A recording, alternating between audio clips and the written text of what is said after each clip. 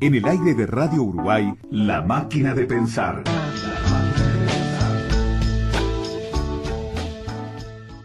Y fue una cosa media que vos le dijiste, yo soy guionista y no sé qué.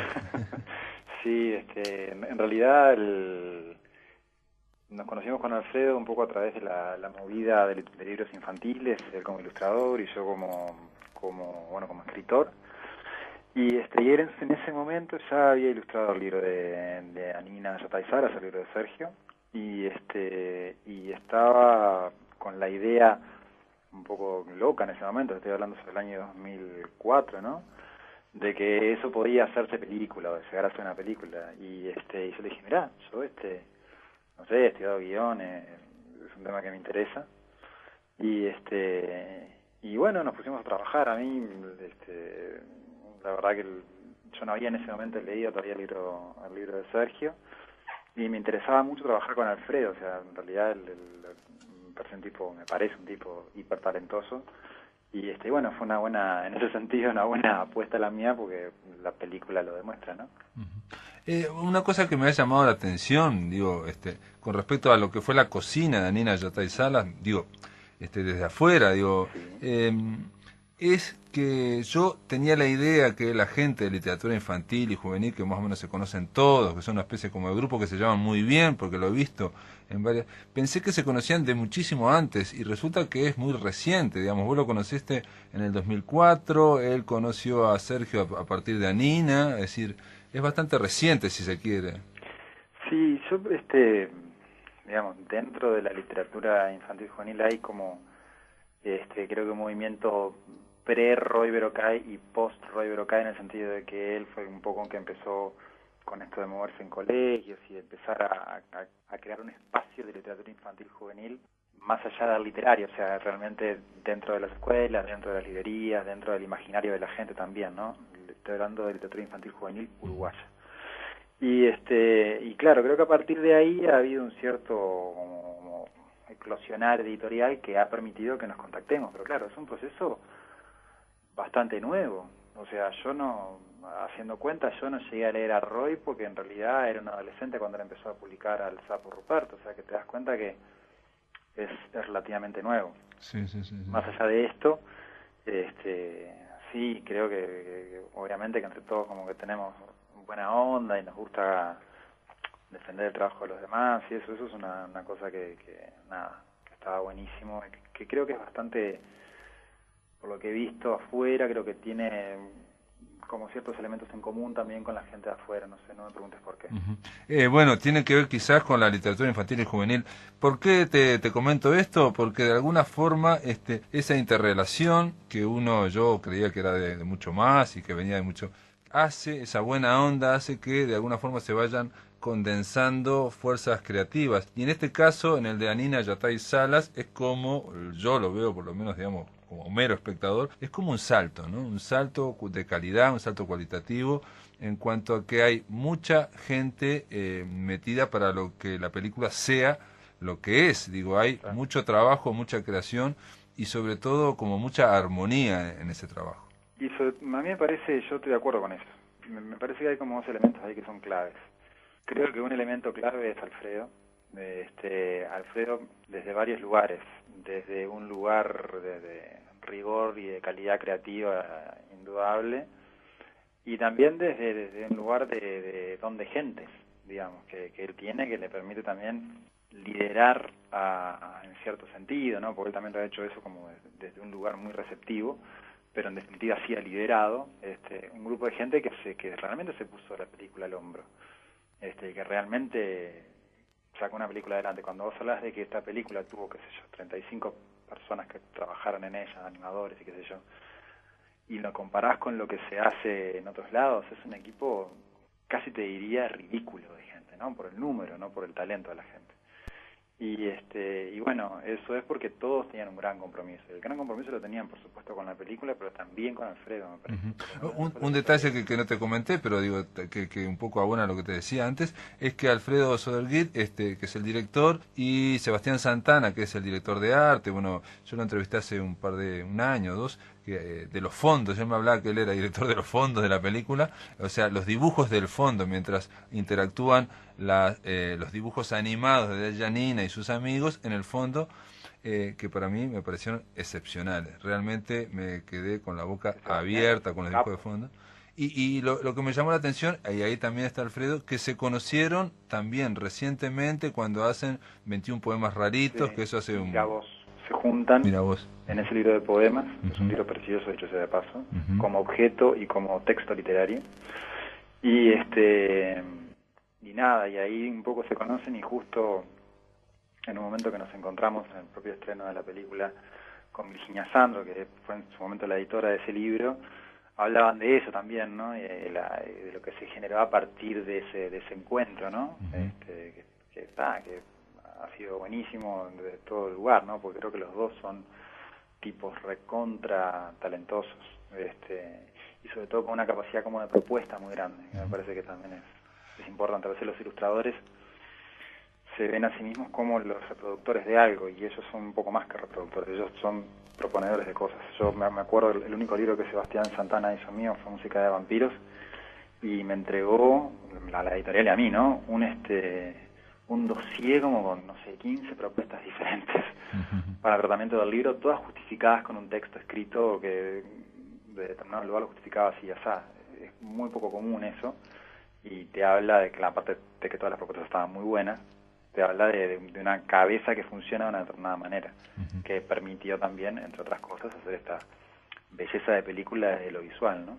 Federico, con respecto al guión, te tocó, digamos, adaptar o basarte, hacer un guión de una película, un largometraje, en una novela que, digamos, está basada fundamentalmente en el personaje de Anina y en el encanto que pueda tener esta chiquilina, que la historia de alguna forma, si bien tiene una progresión, es una historia bastante sencilla. ¿Cómo fue la adaptación? ¿Cómo viste vos el tratamiento del guión a posteriori? Porque obviamente todo eso sufre modificaciones, y más en 5, 6, 7 años que se llevó la película. Más todavía, creo, como 8 años, no te descuides. Había una cosa que yo incluso se la dije a Alfredo en su momento, no sé si se acuerda, yo le dije, vos querés hacer la guía telefónica, yo la adapto y la hacemos. O sea, había como una decisión que los dos en ese momento teníamos como muy fuerte de tratar de sacar eso adelante. En definitiva lo primero que terminamos haciendo fue que yo tomara la novela e hiciera una primera versión casi de traducción a formato de guión, y bueno, y también un poquito a idioma, ya un poquito más cinematográfico, que la novela en algún momento no lo tiene, como para que quedara una primera trampolín, digamos, desde el cual empezar a ver qué hacíamos. Eso terminó siendo un guión de unas 45 páginas. Nosotros siempre calculamos en guión que una página es más o menos un minuto. Entonces teníamos como para un mediometraje. Más o menos eso fue lo que teníamos. Yo en ese momento, además, justo me voy para España a estudiar un año, qué sé yo, quedé un poquito ahí como un pequeño impasse del proyecto. Pero nada, a partir de ahí empezamos a hablar mucho con Alfredo, se sumó Germán Tejera. Germán Tejera y Julián Goyaga también son actores fundamentales, los productores son actores fundamentales en todo este proceso. Y bueno, nos empezamos a juntar mucho con Germán y con Alfredo. Yo, en un momento, una vez semanal, nos juntábamos para que yo, para tirar ideas, que yo escribiera, que ellos después leyeran, que nos volvíamos a juntar y a rever. En ese proceso, básicamente, lo más importante para mí, más allá de cuestiones que hayamos hablado concretamente, era la idea muy clara que tenía Alfredo de cuál era el espíritu que él quería rescatar de la película, qué es lo que quería hacer con la película, más allá de caminos por los que circulara el guión, rescatar este espíritu del ida y vuelta, del reflejarte en los demás como un espejo, en fin, todo esto, ¿no? Y paralelamente a ese proceso yo tenía que hacer una apropiación del texto también, o sea, tenía que dejar de ser la novela adaptada de Sergio, en mis términos, ¿no?, para pasar a ser, bueno, un guión que yo estaba escribiendo como si fuera una idea mía. Y en ese sentido, la verdad que también hay que hacer un agradecimiento especialísimo a Sergio, que también fue un motor grandísimo en todo esto, de su lugar, porque totalmente nos dio libertad para que nosotros manejáramos la historia de acuerdo a como la viéramos justa o de acuerdo a como quisiéramos, ¿no? Y bueno, y eso fue un poco el trabajo que a mí más me gustó, bueno, en un momento decimos, esta es la idea mía, cómo yo la contaría, qué es lo que yo haría más allá de lo que dice la novela. Y ahí nada, le fuimos agregando, qué sé yo, quizás otras 45 páginas más para terminar con el guión. A mí me interesaba básicamente como 2 o 3 cosas que quedaran bien. Por un lado, darle como la película se dispersa mucho y esa es como parte de su gran virtud también, ¿no? Uh-huh. Pero a su vez tiene que tener como una dirección clara y a partir de ahí una estructura sólida. Y eso en realidad se lo pudimos dar al guión, más allá de los cambios posteriores, que yo también entendí que después, en cierto sentido, la película tenía que estar abierta a los que estaban propiamente haciéndola, más en animación, que es como todo el tiempo se está retocando, ¿no? Claro. Pero aún así, y para mí eso fue una satisfacción, en su momento Alfredo mismo me dijo, en realidad sí, o sea, modificamos muchas cosas, pero la esencia es lo que vos escribiste, es lo que está ahí, y yo entiendo que es así, o sea, que entre todos formamos algo, porque también fue de acuerdos, ¿no? Fue a partir de yo trabajaba para Alfredo, no para hacer el guión que a mí se me antojara, yo quería darle un guión a Alfredo con el cual él pudiera trabajar, y fue esa la cabeza con la que se construyó. Pero bueno, saber que en definitiva le di algo que le permitió después desarrollar la película de la mejor manera, ¿no? De alguna forma también un guión en cine, digamos, esa es la función, ¿no? Un guión no es para publicar, es para detonar o para hacer que la película vuele, ¿no? O sea, es como una pista de aterrizaje para que eso vuele. ¿Vos la imaginaste tan uruguaya? Yo específicamente traté de no imaginar mucho la película. Porque, o sea, tenía que apropiarme y después tenía que desapropiarme del guión. Yo tenía que o sea, que en realidad no estar pendiente, yo me lo había imaginado así, a ver si queda así o no. Yo tenía tenía como que darle una herramienta buena a Alfredo y a todos los demás para que con esa herramienta ellos pudieran trabajar. Entonces, una vez que yo entendí que la herramienta estuvo bien, que fue básicamente entre las cosas que hizo el guión fue facilitar mucho el tema de la financiación, con el guión ayudamos mucho a que se pudiera financiar, más una presentación visual en un montón de casos de Alfredo. Una vez que eso estaba yo me tenía como que desvincular, entonces sinceramente no traté de no imaginar nada sobre la película y sobre todo de no ver nada hasta que no estuviera pronta. Ah, ¿sí? ¿No viste nada en el medio? No, ¿Mirá? fue una decisión que no sé si hoy repetiría. ¿Mirá? No, pero específicamente no quise. Incluso creo que hasta para dejar espacios para que otros entraran a la película, digamos. Entonces yo te puedo hacer la pregunta, porque no te la iba a hacer, de cómo fue cuando la viste, porque yo pensé que la habías visto en todo este proceso, yo hablé varias veces con Sergio, entonces me decía, mirá que está saliendo bárbaro, no sé qué, no sé cuánto. En tu caso, vos la viste ahora terminada, como Sí, si fuera la primera vez. Hicimos una especie de avant-premiere para aquellos que habíamos participado en la Sí. película, en una muy a lo Palermo Studio, diría yo, en una azotea de una casa con una tela de pantalla y un proyector y todo el mundo llevó comida, esas cosas divinas, ¿no?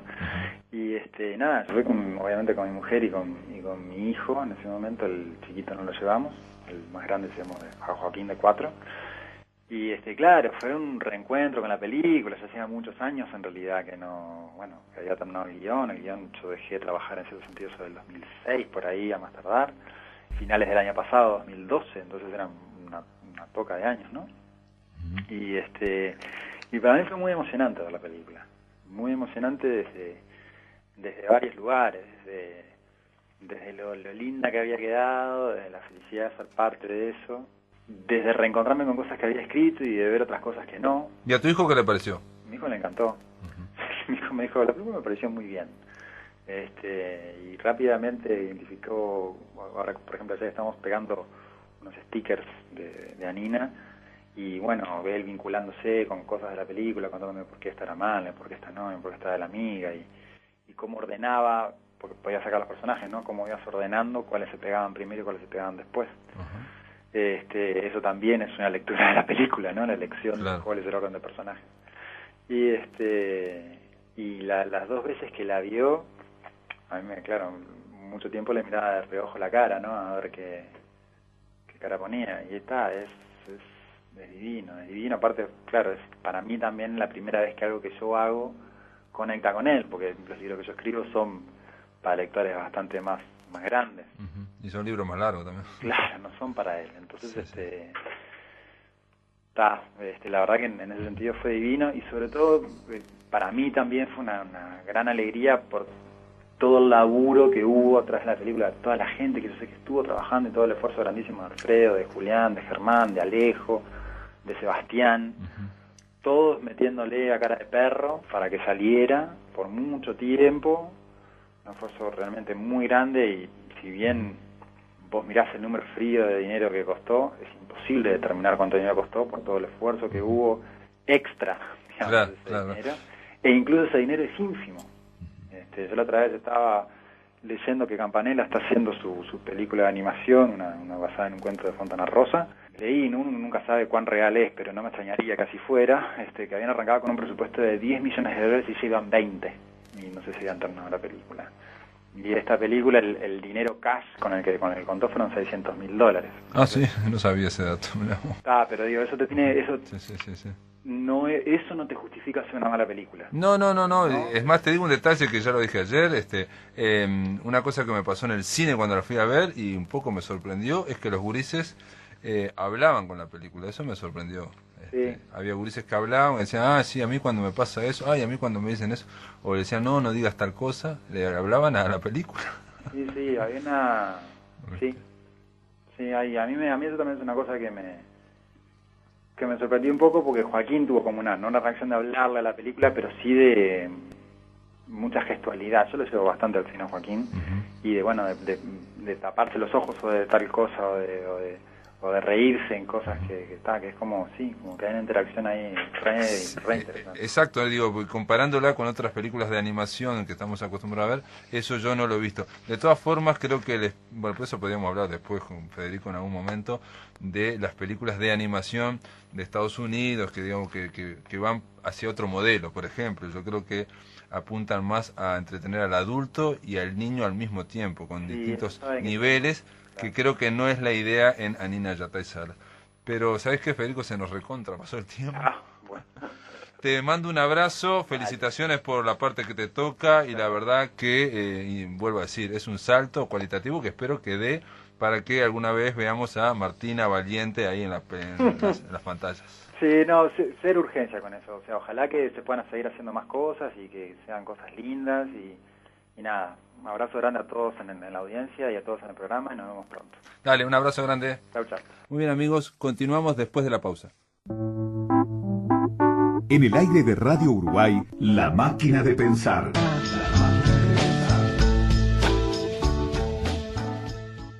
Le vamos a dar la bienvenida a un escritor que acaba de sacar su primer libro, ¿no? Me refiero a Pablo Dobrini. ¿Cómo andas, Pablo? Muy bien, un gusto estar acá. Te agradezco mucho la invitación para poder difundir Colores Peligrosos. Pablo Dobrini, Colores Peligrosos, es alguien que, Dobrini, alguien que hace reseñas, tiene mucha actividad como blog, en fin, y que viene, en este caso, no solemos hablar de esto, pero viene un prólogo que realmente es muy elogioso. Elvio Gandolfo llega a decir una frase así matadora, tipo, es uno de los primeros libros más sólidos aparecidos en los últimos años en el Río de la Plata. Porque, entre otras cosas, fundamenta Gandolfo que este es tu primer libro, pero de alguna forma podría ya estar en el segundo, en el tercero, en el cuarto libro. Por ¿no? ahí sí. Sí, este libro lo que hace es recopila cuentos que ya habían salido en revistas especializadas. Yo lo que escribo es básicamente literatura fantástica, ¿no? Entonces sí, siempre pero decimos literatura fantástica, pero hay que ver, ¿no? Hay Porque que es ver, una claro. etiqueta que después... Es muy general, seguro. Sí, Es muy uno general. la empieza a leer y no necesariamente es lo que uno espera de no es lo que te literatura. esperás de repente. Pero entonces, ¿qué pasa? Siempre traté de publicar en revistas especializadas porque me gustaba a mí el género y todo eso. O sea, revistas de ciencia ficción y fantasía, que es lo que hay, ¿no? Y entonces los cuentos que ves acá son cuentos que ya aparecieron en revistas de países como Francia, España, Argentina, Italia, y esto viene a ser una recopilación. Más o menos son entre el primero y el último habrá 13, 14 años, por ejemplo. ¿Ah, sí? Sí. Y aparte de publicar esas revistas, también tenés mucha actividad en blogs, o en Axón, revistas digitales, que estos cuentos ya han sido... Algunos de ellos sí se pueden ver, sí. Axón me hizo el inmenso honor en el 2012 de dedicarme un número entero, lo cual me sorprendió mucho. Yo les dije, porque no tenía trayectoria como para eso. Pero ellos insistieron, ¿por qué no? Porque les había gustado el material y ahí, bueno, se pueden ver cuentos online, y una entrevista muy extensa que me hacen también, Sí, y una pequeña biografía. Y la verdad que quedé muy contento con eso porque, digo, Axón es la revista de ciencia ficción y fantasía en línea más vista en el mundo, quizá.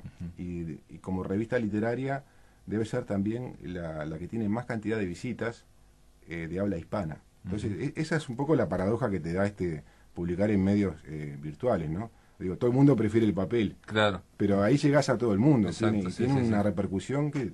No, y esa contradicción se da, digamos, vos lo mencionás, en el sentido de que te dedican un número a un escritor que recién acaba de editar su primer libro. Exacto. Aunque este libro, Colores Peligrosos, conoció una edición, o sea, tu primer libro está editado en Argentina, en La Plata. El año pasado, fue así, en el 2011 salió la primera edición en Argentina y ahora sale esta en Uruguay. La Argentina era de Reina Negra, editorial Reina Negra, una editorial de La Plata, y esta es de una editorial uruguaya, El Gato Dultar. Ahora, cuando decís que estos cuentos han sido escritos a lo largo de 13 años, no son los únicos, o sea, hiciste una selección, ¿no? Sí, claro. Yo en realidad, claro, empecé a escribir a los 11 años, ¿no? Pero siempre estuve acá el problema de que no había muchos lugares para publicar. En algún momento publiqué en una revista que era Diáspora. Entonces, en determinado momento, cuando descubrí Internet, entré en el siglo, ¿viste? Como que empecé a mandar y ahí se empezaron a abrir montones de oportunidades. Y ya te digo, llegué a lugares que nunca pensé que iba a llegar. O sea, revistas importantes, ¿viste? Como la publiqué en Asimov, de España, cosas que para mí fueron muchas alegrías, porque en ese momento la Asimov la edición española de Asimov, que es la estaba dirigiendo Domingo Santos, que era aquel viejo editor de Nueva Dimensión, una revista legendaria. Sí. Ahora, insisto, uno habla de la categoría de ciencia ficción, de fantasía, y tiene literatura fantástica, tiene determinados preconceptos, pero en estos cuentos no todos se encuadran en esos. Por ejemplo, hay uno de la abuela, que no sé cómo se llama. Sí, Luces del Sur. Luces del Sur. Sí. Que es un cuento que está impresionante y no entra dentro de los cánones que uno se imagina o digamos, el preconcepto más pobre, digamos, de la literatura fantástica puede tener. Es más, a mí en alguna forma, si tuviera que buscar un parentesco, pensé en Mario Lebrero o pensé en Tariq Carson, por ejemplo, pero eso pero no es tampoco, ¿viste? Es otra cosa. Sí, es otra cosa. Porque Lebrero, por ejemplo, es más onírico. A mí me gusta siempre dejar llaves para todos los cuentos, ¿no? Siempre traté en este caso, por ejemplo, la Luces del Sur se trata de alguien que se acaba de divorciar y que se va a vivir a la casa de su abuela. Y ahí empieza a generar toda una relación, aparte la abuela casi no habla, es un ente, en fin, y se genera toda una primero se genera una rutina diaria con alguien que es muy veterano y que encima no habla, ¿no? Y después se va generando otras cosas que a uno lo sorprenden, ¿no? Y está encaminado de una forma, en un tratamiento muy progresivo yo diría de un enfoque realista, digamos. Si nos ponemos en estas categorías que ya sabemos que es categoría realista, fantástica. Estoy contando todo esto para decir que este libro no es lo que uno piensa en cuanto a decir ciencia ficción o literatura fantástica. Quizá la explicación esté un poco en las influencias mías, o sea, como a cualquier escritor que hace literatura fantástica, a uno le gusta Lebrero, Borges, Cortázar, Feliberto Hernández, pero yo creo que la principal influencia que tuve fue por el lado de la poesía surrealista. Entonces, no podés llevar una cosa a la otra, ¿no? No, claro, o sea, la poesía surrealista tampoco nadie la imagina en ciencia ficción o quizá en literatura fantástica. Y otra influencia que hay muy fuerte o que se ve, digamos, campeando acá en estos cuentos que yo diría que más que fantásticos son de gran imaginación, es la pintura. Entonces la pintura, si uno la lleva a la literatura, necesariamente genera otra cosa que no es ni fantástico ni realista, es otra cosa. Sí. Lo que pasa que te habrás dado cuenta también, o sea, el tema de Colores Peligrosos tiene que ver por un lado porque hay cuentos que apuntan directamente a la pintura, ¿no? Como el cuento que le da título, por ejemplo. Después hay el cuento del pintor que intenta captar la esencia de Montevideo en sus cuadros. Y después uno de Isaac Leviatán. Isaac Leviatán, está, es un pintor ruso. Es otro también. Hay varios, pero más allá de eso, le puse eso por el carácter visual de los cuentos. Yo pensé en un detalle, las imágenes, ¿viste? Pero por eso. una cosa graciosa nomás pensé, Sí. digo, ¿no? Que este libro se podría llamar también Del Capitán Rayo al Señor Relámpago. Sí, también, podía ser. Sí. Porque es una cosa que te llama la atención, Sí. pero esto es un chiste interno de este libro, porque uno de los cuentos es el regreso del Capitán Rayo, Sí. que tiene que ver con la historieta, con el cómic, con la literatura pulp, y Exacto. el otro tiene que ver con otra cosa muy rara, que es el relato más largo, la novela, Sí. que es Colores Peligrosos, del Señor Relámpago, ¿no? Es un gato. Sí, sí, Colores Peligrosos es uno de los cuentos que más me gusta ahí. Sí, yo te decía, básicamente, o sea, viste que cuando uno está escribiendo de repente un cuento, en un momento no se da cuenta lo que está haciendo, o sea, está pensando en un argumento, pero con el paso del tiempo ya tenés otra perspectiva y empezás a ver cosas que se repiten, como obsesiones que tenés, ¿no? El momento que haces uno, no, es eso, pensás en el argumento, pero claro. con Hay el paso del constante, tiempo vos decís que hay ves constante. cosas, exactamente. Y me he dado cuenta que las constantes, por ejemplo, que hay, son que hay que aparece, por ejemplo, la muerte, el arte, el sexo y la locura, pero no como fines en sí mismos, sino como vías de trascendencia, por ejemplo. Que eso lo ves en casi todos los cuentos, salvo los que son más bien de tono pulp, como El regreso del Capitán Rayo. Claro. Pero aún, por ejemplo, en Colores Peligrosos, ahí hay una fusión, porque es un cuento pulp en cierta medida, pero también tiene una proyección por el lado del arte, ¿no? Se plantea, por ejemplo, la espiritualidad en el arte abstracto, y le empieza a quemar la cabeza al tipo que no sabe dónde está parado al final. Cuando decimos literatura pulp o relatos de corte pulp, nos referimos a esa literatura, bueno, Pulp Fiction es una película que tiene que ver con eso también, de supuestamente barata, en el Exacto. cual hay mucha agilidad en la narración y es para entretener. Eso es un riesgo, digamos, hasta cierto punto, porque la literatura pulp en sí misma es algo que entretiene, que te hace volar, Sí. pero que termina cuando uno cierra el libro, ¿no? Claro. O sea, Sí, digamos, sí. ese sería el Sí, sí. objetivo, Sí. clarísimo. Y se llama pulp porque se vendía al precio de lo que costaba la pulpa de papel, o sea, lo Sí, más sí. barato posible, Sí, con el claro. papel más jorobado posible, ¿no? Claro. Sí, aparte era bien literatura de género, ¿no? Ujú. Y de aventuras, y Claro. de personajes como Tarzán, y cosas por el estilo. Pero ahora, por ejemplo, hay ese es un cuento en particular, ¿no? Capaz que no es representativo. No, pero te pregunto sí. en el caso del Capitán Rayo, el regreso del Sí, Capitán sí. Rayo, que es de ciencia ficción, una cuestión, ¿no? Claro, sí, es un más riesgo, tipo estoy de pulp. acuerdo contigo, No, es cierto. la pregunta, Mm. no, pero a mí me parece que está bien logrado en cuanto, para empezar, esto que estoy diciendo, lo que asegura es que los cuentos por lo menos son entretenidos. Y no es poca Claro. cosa que sean todos Sí, entretenidos, ¿no? Eso es importantísimo, ¿no? Pero me refiero a que cuando son demasiado entretenidos, Sí.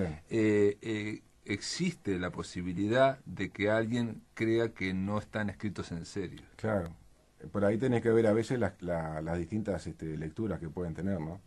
Porque yo siempre, por lo general lo que hago es, lo primero que pienso es que sea entretenido. Digo, de hecho, por eso elegí también casi todos los relatos, no es que los pensé, pero los mandé a revistas, porque me parece que es la mejor devolución, la que podés tener, es la de los lectores. O sea, no me interesa escribir para que te maravilles por la prosa. Ajá. O sea, eso sí, trato de cuidar la prosa, todo lo demás. Pero si no tenés un buen argumento, es como vas a hacer una película sin un buen guión. O sea, eso es lo primero. Y después sí, por abajo van otras cosas, ¿no? Claro, Porque claro. ahí en el regreso de Capitán Rayo también está la cuestión de la infancia, el mito de los héroes, ¿no? Va por ese lado también. No, y cómo te pueden impresionar esos mitos desde, por ejemplo, la televisión Claro. a determinadas edades, ¿no? Seguro. Y de que no todos, de que todos tenemos un niño, digamos, aunque nos olvidemos que Sí, existe, exacto, ¿no? exacto. A veces se redescubre esa parte infantil que todavía está en la cabeza de cada uno, o en el corazón de cada uno. Sí, es verdad.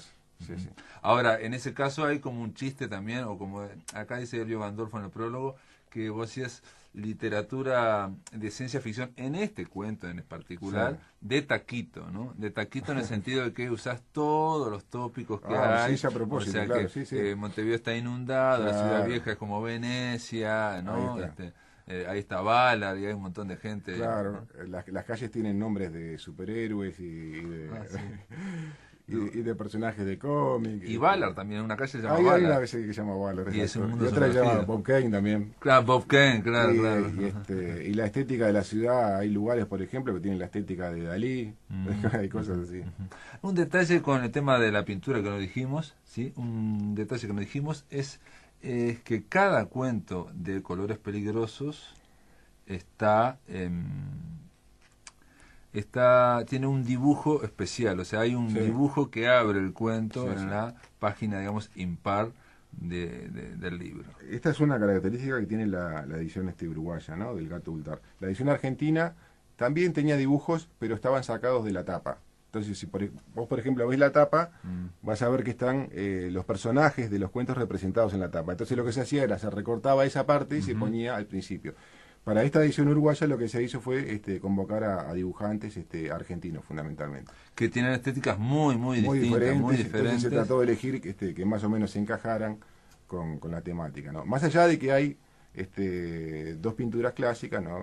Una de ellas, por ejemplo, es la que ilustra Los árboles de Isaac Levitan, que venía bien porque es un cuento que habla de un cuadro puntualmente. Y es de ese cuadro. Entonces, lo ideal sería mostrar ese cuadro. No, me parece bien porque es una referencia que el que la conoce está bárbaro, pero el que no la conoce Claro. necesita Seguro, verla. En el sí, caso sí. mío yo no la conocía y con eso cobra más claridad.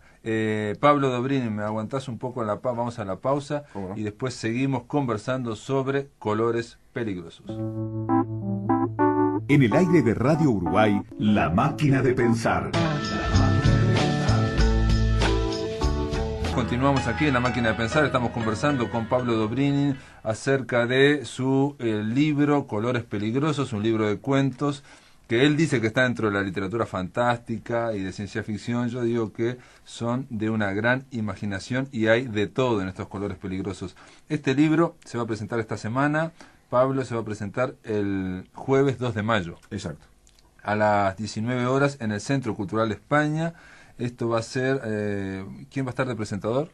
Va a estar Ramiro Sánchez y también va a hablar Gabriel Sosa.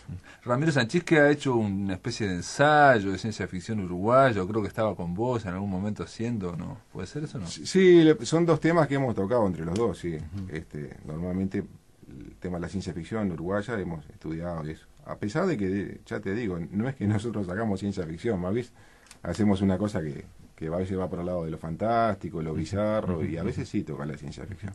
De todas formas, yo no sé si hay ciencia ficción Muy poca, pura muy poca, en muy poca. Uruguay, digamos, con la Ah, idea que uno pueda tener, claro. digamos, de la ciencia ficción, que siempre son como preconceptos, ¿no? Porque después viene un escritor de ciencia ficción que los rompe y genera Claro. otra cosa.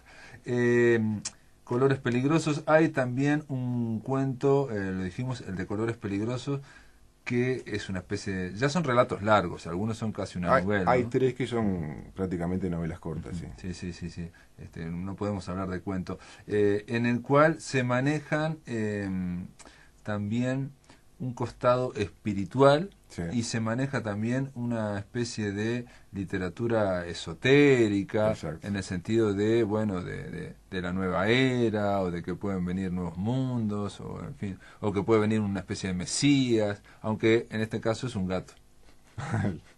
Sí, Colores Peligrosos empieza con una frase que dice apócrifa, ¿no? Porque está atribuida al general Máximo Santos y no tiene nada que ver. Ajá. La única razón que existió para ponerle Máximo Santos al general de esa pequeña novela es porque me gustó como nombre de general. Es la única razón.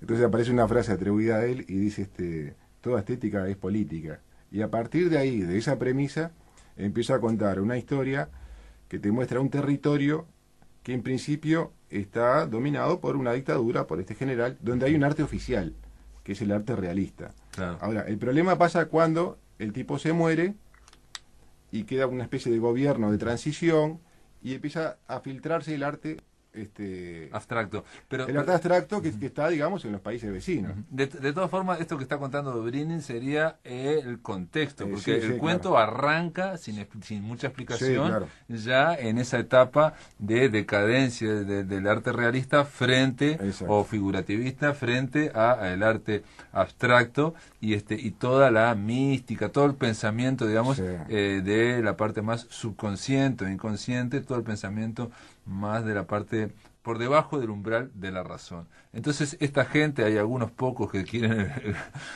son partidarios del realismo, ¿no?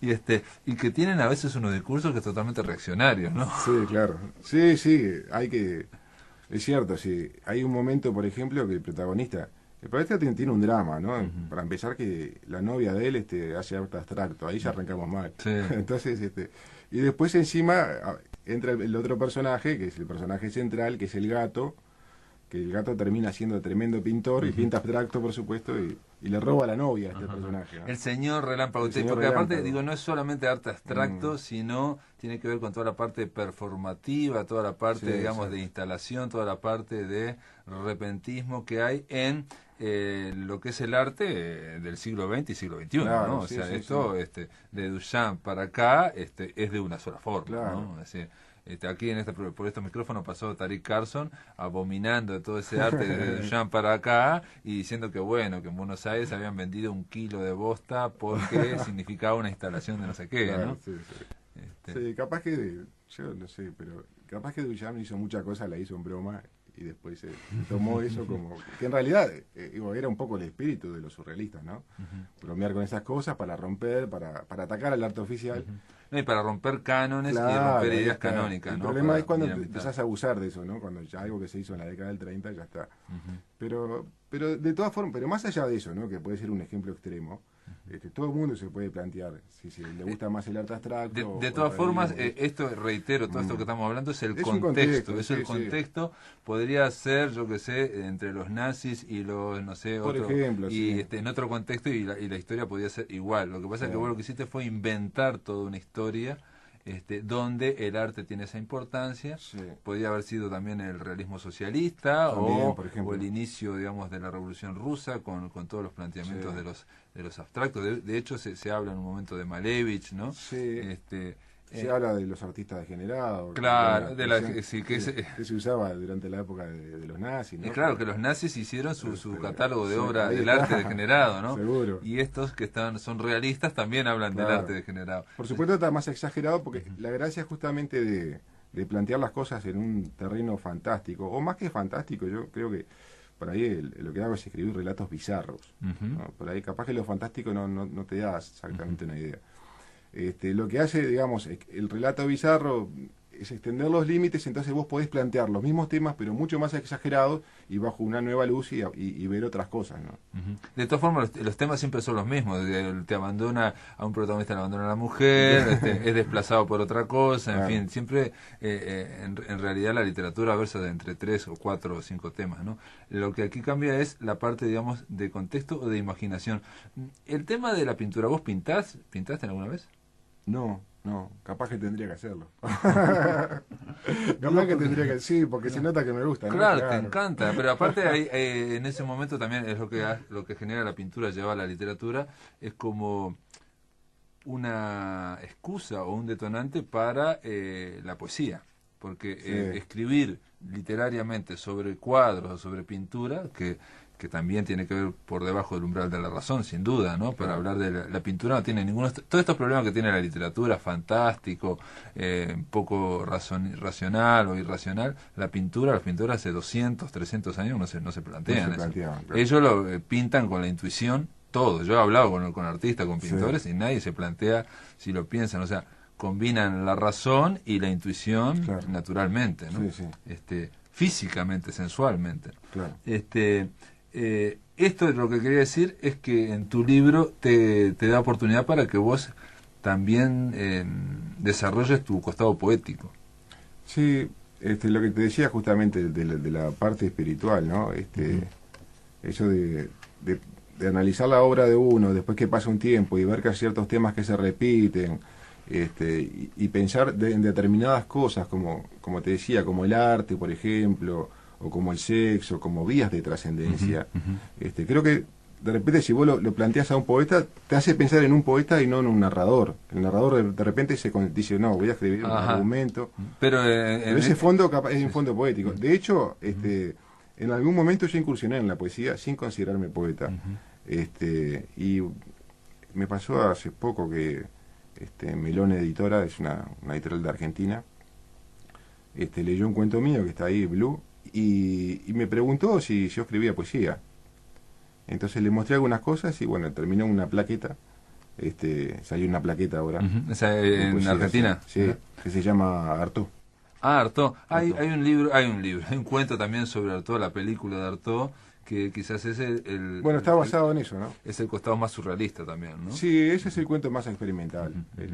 Y capaz que el más poético también, ¿no? Porque no está escrito con un lenguaje. Por lo general lo que intento es que sea más fluido. Lo que pasa es que lo tomé como experimental. Claro. En general, digamos, por más que estamos hablando ahora de tu costado poético, todos los cuentos tienen un planteo en un desenlace, pues son muy visuales y tienen un centro en la acción. O sea, el planteo es que siempre haya algo, por eso digo que son entretenidos de pique. También hay una cuestión en torno a lo onírico, ¿no? Y estaba pensando en el cuento de la abuela, Luces del Sur, ¿no? Exacto. Que no lo planteamos, pero ahí ese cuento plantea las relaciones sexuales en la tercera edad. Sí, tremendo este cuento. ¿No? Y plantea el incesto. Claro, pero ahí está justamente... Y plantea un montón de cosas. O sea, no las plantea, las ejecuta directamente. Las ejecuta, ¿no? Y en determinado momento no sabes si lo que estás leyendo de repente es lo que está pasando ahí o ya es la cabeza del tipo que ya... Sí, bueno, eso es al final y yo pensé que era una forma tuya, una forma elegante de abrir como un paraguas para que todo eso... Pero en realidad el argumento inexorablemente avanza hacia esa dirección. Hace muy poquito, hará un mes y pico, entrevisté a alguien de Paysandú que escribió una novela también sobre precisamente una relación entre un muchacho y una especie de señora que era su abuela o casi su abuela en Paysandú. O sea que me sorprendió porque... Seguro. Pero sin duda son temas o áreas de la literatura que a nivel por lo menos de Uruguay no se trata. Me parece. Sí. Ese fue un cuento que a mí me costó escribirlo. ¿Ah, sí? Sí, porque hay partes, viste, que tienen que ver, por ejemplo, con el sexo directamente, que son crudas, son bravas. De todas formas, pero es muy poética, estamos tratando muy poética, muy delicadamente. O sea, hay un problema, no hay ninguna... incluso más, hay una especie de canto, digamos, a lo que puede ser la vejez, ¿no? El sexo en la vejez. De la misma forma, por ejemplo, que hay un cuento chico que se llama Lombrices, donde se podría pensar que vos querés generar una reacción por parte del lector, una aversión en cuanto a que el protagonista empieza a hacer de todo con las lombrices. Primero las mata, las quema, las corta, después la va probando cada vez más, va haciendo un montón de cosas con las lombrices, pero en ningún momento, por lo menos a mí, me generó aversión, ¿no? O sea, está bastante escrito delicadamente. Sí, ¿no? Yo trato de cuidar el lenguaje. Me parece que se puede lograr la intensidad sin necesidad de caer en lo obvio, ¿no? O sea, ese me parece el desafío. Ser intenso, pero sin decir las cosas directamente. Alguien habló una vez en Argentina, cuando habían salido algunos cuentos, había comentado que eran de un erotismo desplazado. Me parece que por ahí va la cosa también. Bueno, en general yo diría que casi toda la buena literatura tiene algo de eso en cuanto a que vos, el escritor desplaza cierto erotismo hacia objetos o hacia el propio argumento, hacia un paisaje, digo, ¿no? Sí. En cuanto a que si está bien escrito, todo aparece iluminado con una intensidad más fuerte de lo frecuente, ¿no? Sí. Y esa es la diferencia, creo, y eso estamos hablando ya de literatura, entre lo que sería un libro bien escrito, profesionalmente escrito, que está impecable de lenguaje, pero que le falta intensidad. Claro. Que la intensidad no se puede lograr, digamos, por mero oficio. Puedes darte cuenta cómo sale la mano, pero no... Sí. Yo lo que siempre he planteado a un nivel muy elemental, ¿no? Pero, digo, sin que sea una caricatura ni que se tome como algo determinante, pero creo que básicamente puede haber dos tipos de escritores. El escritor que es más de oficio y el escritor que es más visceral, ¿no? Que se identifica más con el artista de repente. Sin que esto implique, o sea, que uno sea mejor que el otro, no va por ese lado, sino más que nada por los procedimientos. Ajá. Entonces, de repente el escritor artista como que cuando trabaja sobre la obra es él mismo. En cambio el otro, para el escritor que se identifica más con el oficio, la obra es de repente la novela, es una especie exacto, de producto, lo que está haciendo. Es un producto. En cambio uno saca más cosas, me parece, cuando recorre paisajes interiores, ¿no? Aquí ahí está está la venganza de los niños. Hay cuentos cortos que no pudimos hablar, porque no podemos hablar de todos los cuentos, donde los niños se vengan de Papá Noel, casi nada, ¿no? Sí, bueno, no vamos a contar el final, pero ya le dijiste. Es terrible lo que hacen los niños, ¿no? Sí. Bueno, ese cuento yo lo consideraba un abridor de puertas. ¿Ah, sí? Sí, porque... Me llamó la atención que lo pusieras primero, ¿eh? Me llamó la atención. Por eso lo puse. Me llamó la atención. Porque abre las puertas. Te cuento por qué. ¿En qué sentido? Y claro, cuando uno, por ejemplo, tiene que salir a mostrar su trabajo a otros lugares, si vos sos un dibujante, mandás lo que sea, ¿no? Un archivo, o mostrás un dibujo, y el editor sabe al toque si le gusta o no le gusta. Pero cuando vos sos escritor tenés que esperar que te lean. Sí. Y a veces puede pasar mucho tiempo. Claro. Entonces, está bueno tener un relato cortito como ese, que es de 2 páginas, para que te vean enseguida. Y si entra ese, después entran los otros. Y ese cuento lo publiqué en 6 países distintos. Sorprendente porque, digo, es un cuento que... digamos, abrió muchas puertas.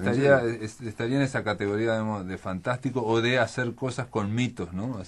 De trabajar los mitos de alguna forma. En este caso, hay un detalle que no hemos hablado, bueno, pero no podemos hablar, que también no solamente hay una escritura delicada, sino que hay humor, ¿no? Hay un humor que es quizás el humor que es innato, no hay chistes, sino que todo es gracioso, digamos. Cuando en Colores Peligrosos el hombre se disfraza con una peluca y uno es ridículo, digamos, pero él lo hace en serio y sabemos, o sea, se va desprendiendo ese humor, ¿no? Sí, y a veces también se desliza en determinados diálogos como para darle una nota más tierna a ciertas cosas, ¿no? Como con el cuento, por ejemplo, del pintor que pinta Montevideo. En ese también hay algunos detalles que son de humor, ¿viste? Por ejemplo, cuando el personaje le dice al pintor, un pintor que no ha sido reconocido, pero que es muy bueno y que se ha dedicado a pintar la ciudad de Montevideo. Ese cuento es también un homenaje a la ciudad de Montevideo. Se llama El regreso de los pájaros. Entonces en un momento le dice, usted es el mejor pintor que ha tenido este país. Y el otro ya se agranda, ¿viste? Y dice, no, sí, el mejor del mundo. Y ahí le dice, bueno, pero tampoco tanta soberbia. Y ahí él le dice, lo que pasa es que no es soberbia, dice, la creatividad es poner el ego a trabajar. Y yo siempre fui muy trabajador. Entonces, ese tipo de detalle está presente en todo el libro. Pero es un humor tierno, no es un humor agresivo, amable, creo que decía Gandolfo, ¿no? Hay una cuestión un poco también hasta que tiene que ver con un poco paródica, pero bueno, con la parodia de los géneros y esa historia media, digamos, latinoamericana de querer ser un héroe, de querer ser un policía aquí en Latinoamérica, que genera ese humor involuntario. Bueno, Colores Peligrosos, Pablo Dobrynin. Esto, lo que no dije, es que está editado por El Gato de Ultar, es la primer libro que saca. Es una patriada que se manda a la gente. Esta joven editorial. Esperemos que ande bien, porque para el futuro de la editorial también. Claro, no, pero aparte de apostar a otra clase de libros. Digo, en este caso, insisto que no pasa por lo raro, sino que tiene que ver con una literatura propia. Este libro, Colores Peligrosos, se presenta en el Centro Cultural de España, se presenta este jueves, lo van a presentar Ramiro Sanchís, un amigo de la casa, Gabriel Sosa, también otro amigo, a las 19 horas, Centro Cultural de España, ustedes ya saben dónde está, ahí en Rincón, y entre Juan Carlos Gómez y Bartolomé Mitre. Quería decir también que ya se consiguen prácticamente todas las librerías, porque ya está distribuido por Guzzi, que llega, si no llega a todos lados, llega. Sí, Guzzi llega a todos lados. La mayoría. Es un libro, lo pueden ver, es un libro que es bastante diferente a los libros que se están haciendo ahora. Es un libro muy negro, pero que tiene muchos dibujos y muchos colores en la tapa, por lo menos en la contratapa. ¿No? La tapa van a ver un gato y un montón de personajes bizarros. El señor Relámpago y la historia del señor Relámpago no se la pueden perder. Amigos, gracias por estar acá, Pablo. Gracias a ti por la invitación.